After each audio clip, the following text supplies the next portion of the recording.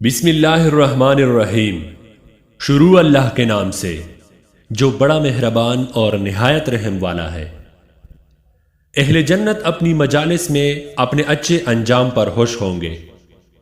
جنتی لوگ آپس میں ایک دوسرے سے دنیا کے گزری ہوئی حالات پوچھیں گے اور آپس میں کہیں گے کہ ہم پہلے دنیا کی زندگی میں اپنے گھر والوں میں ڈرتی ہوئی زندگی بسر کرتے تھے۔ آخرکار اللہ جل جلالہ نے ہم پر فضل فرمایا اور ہمیں جلسا دینے والی ہوا کے عذاب سے بچا لیا۔ اس سے پہلے دنیا میں اس سے دعائیں مانگتے تھے اور وہ واقعی بڑا محسن اور مہربان ہے۔ سورہ طور آیت نمبر 25-28۔ دنیا میں صبر کرنے والوں کے لیے جنت میں سلام ہوگا، یعنی ایسے باغ جو ان کی ابدی قیام گاہ ہوں گے۔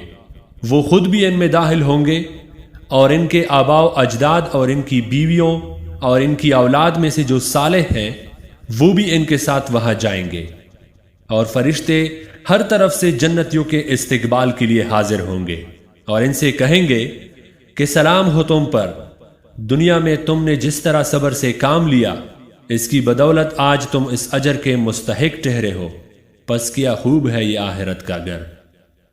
باحوالہ سورۃ الرعد آیت نمبر 23-24۔